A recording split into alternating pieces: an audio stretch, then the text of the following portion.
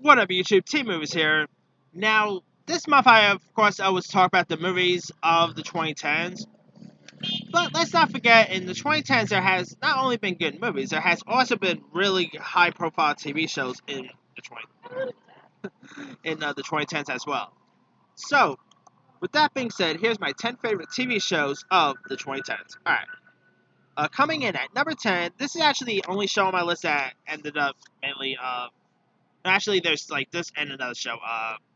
Ended. But I really got kicked out of this. And number 10 goes to Bates Motel. Now, this was a A&E show that was like pretty much a TV show to Psycho, to Alfred Hitchcock's classic Psycho.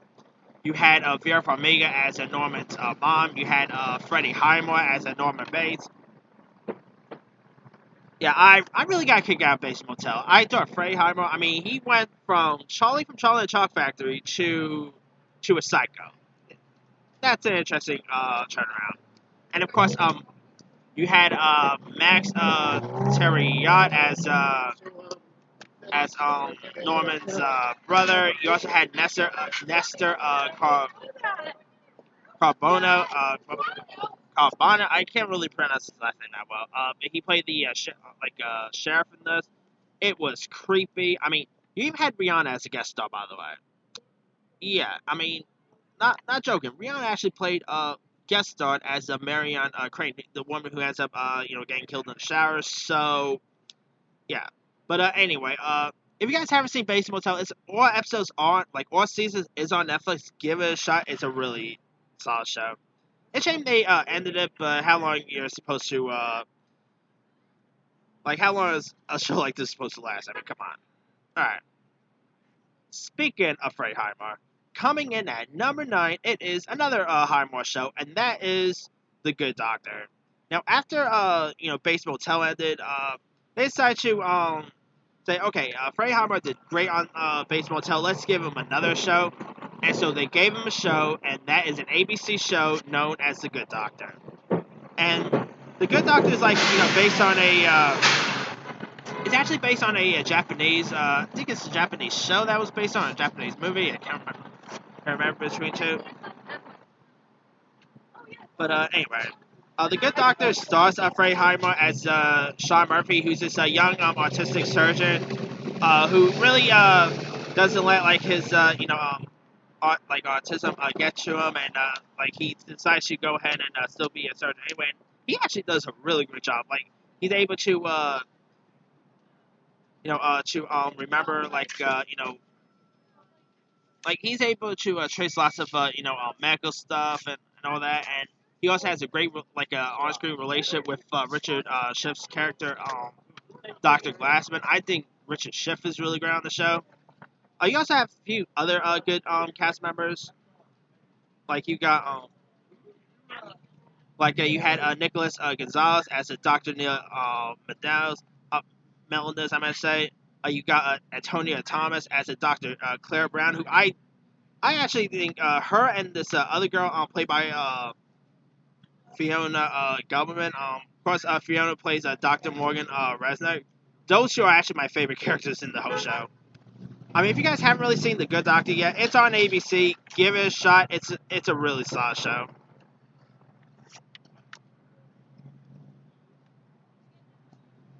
And of course, it's coming into its third season, and maybe it'll get renewed. Who knows? But we'll see.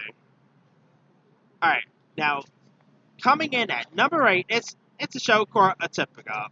Now, The Good Doctor, this is another show that's about a young man who has autism, and Atypical is terrific.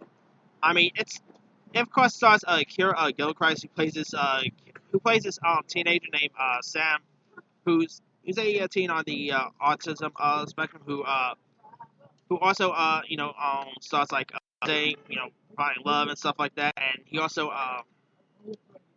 has an interesting relationship with his parents, played by Jennifer Jason Leigh, and I'm not kidding, Michael Rappaport is actually really solid in this. When you think of Michael Rappaport, you think of his Instagram stuff, and the guy curses so much in his Instagram posts, but Michael Rappaport is actually solid in the show. The father and son dynamic between the two is pretty great. You also got Bridget Lundy Payne, who plays the sister Casey Gardner, is great. Graham Rogers is great. Nick Dodone is such a scene still as Sam's best friend. Janet Boyd does a great job at playing Sam's girlfriend here. I mean, it's a really solid show. It's really funny, has lots of heart. Of course, it's a Netflix show, and it's a really good one. Go check out Typical on Netflix if you guys haven't seen that. Alright, coming in at number 7, it is probably my favorite out of the CW shows, and that is The Flash. Now, there's loads of there's loads of other shows on CW, whether you talk about Arrow, Supergirl. There's also other stuff like Riverdale, but I really like The Flash. Of course, Barry Allen does mess up the timeline so many times, but Grant Gustin as The Flash plays that role just perfectly. I like the other cast, like the one who plays Nora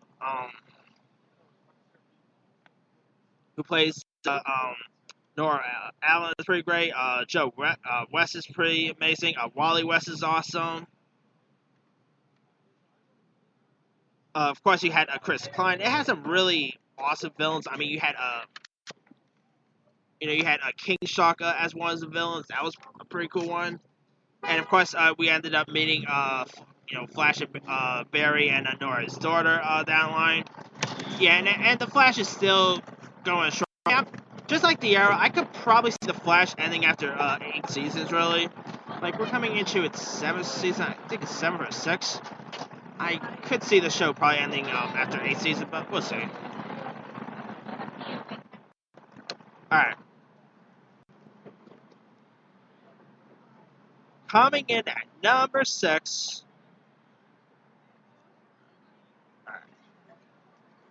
Alright, coming in at number 6, it is, of course, Game of Thrones. Now, I admit, I'm not really...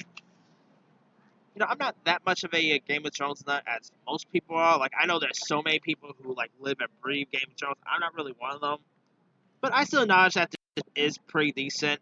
Great, like a great fantasy epic. It has great, violence in it. Great performances by Peter Dinklage, by Emilia Clarke. The Stark sisters, played by Maisie Williams and Sophie Turner, are great. Probably has one of the best casts I've seen. Kit Harington as Jon Snow. Nicola Coster-Waldau is great. Yeah, I really adore Game of Thrones, and I'm one of the few people who didn't mind season 8 season 8 so much. I know so many people dislike season 8, and that's cool, but I thought it was okay. And maybe we'll get more Game of Thrones in the near future. Who knows? But we'll see. Alright. Coming in at number 5, I'm going with number 5. It is an Amazon show, and that is the Marvelous Miss Maisel. Now, Marvelous Miss Maisel is... I was a little bit late to the party with the show, but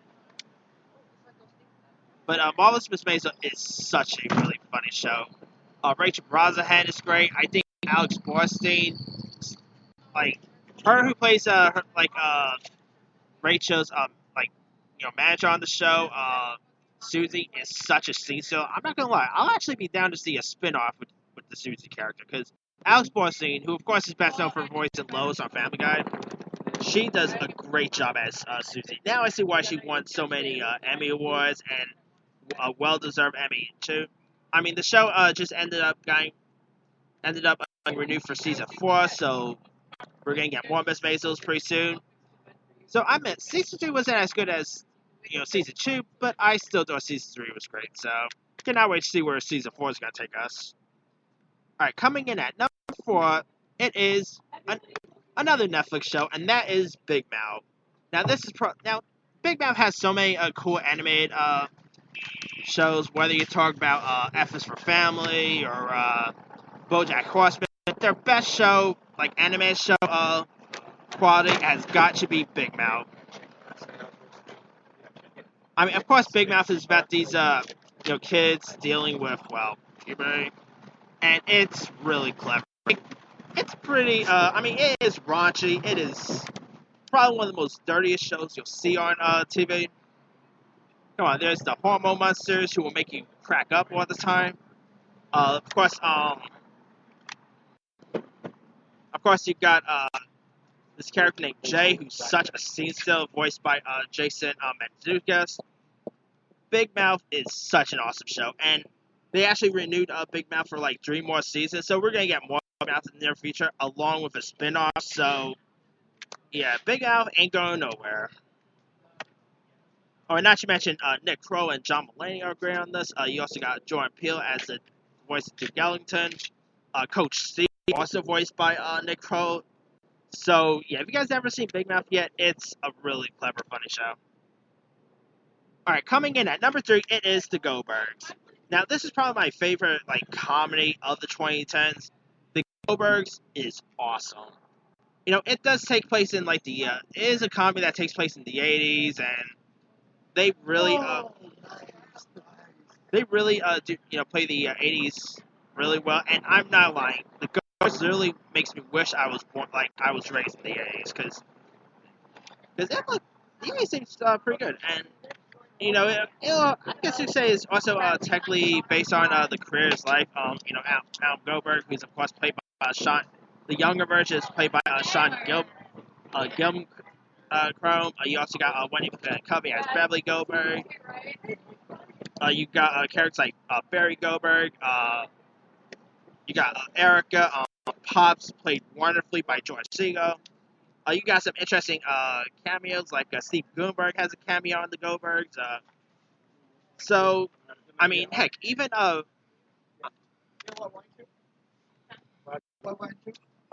mean, I'm not even kidding. Even Rick Moranis ended up reprising his role as Doc Moore on an episode of the Goldbergs. So that was pretty cool there. But yeah, the Goldbergs is hands down really awesome. All right.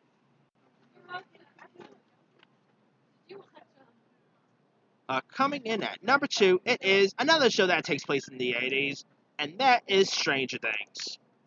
I mean, Stranger Things is head up awesome. I mean, I was a bit late to the Stranger Things party, but then I decided to watch because so many people, enjoyed it, and I'm like, okay, let me see what the Stranger Things is about. I fell in love with the first season. It's really clever, great characters. The ones who plays the kids all have really great chemistry. Winona Ryder. I mean, it's nice to see Winona Ryder having a bit of a comeback to Stranger Things.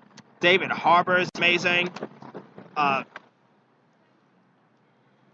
course, the one who plays the character of Steve is such a scene. I mean, it's crazy how they made us really hate the Steve character in the first season. Because I admit, when Steve first came into play in the first season, he was a character I kind of want to punch in the mouth. But when he came around in season 2, I'm like, okay, Daddy Steve? Okay, that's not even okay.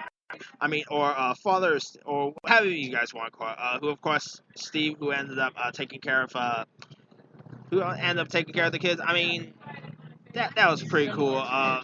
So yeah, I mean, Stranger Things is hands down awesome, and cannot wait to see season 4. And of course, Millie Bobby Brown as 11. I mean, I hope she does more stuff in the near future, but we'll see. Outside of Stranger Things, I'll see. Alright, coming in at number 1, my favorite TV show of the 2010s is literally The Goldberg. Number 1 is literally Shameless. Shameless is one, I'm not lying. I think Shameless is even better than Game of Thrones and all the on this list. I even think it's better than Breaking Bad. I know that's not, saying something's better than Breaking Bad's not is a unpopular thing to say, but I don't care what anyone says. Shameless is hands up. I was saying hands up. Shameless is hands down awesome. It's such a great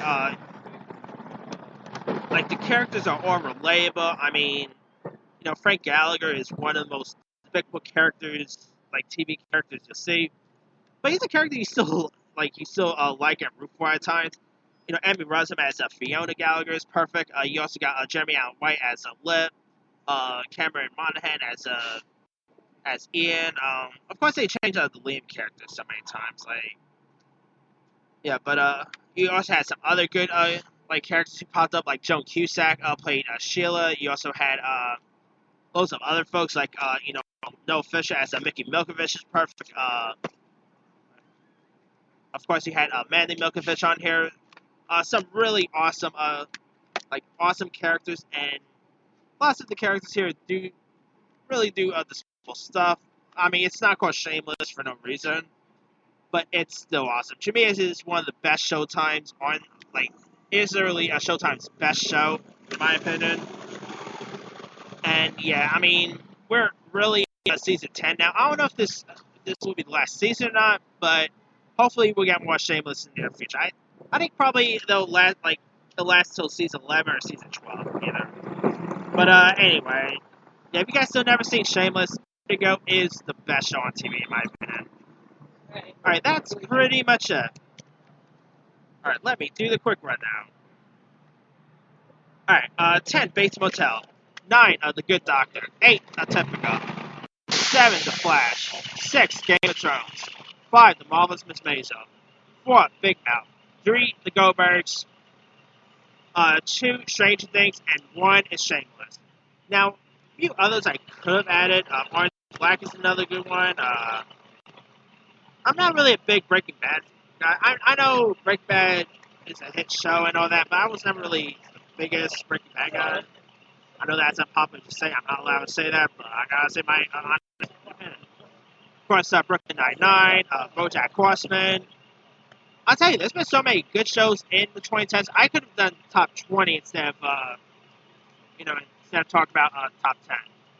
But let me leave you. What have been some of your favorite TV shows of the 2010s? Drop a comment below. Don't forget to like, subscribe, hit that bell for more notifications. This here is C Movies, signing off.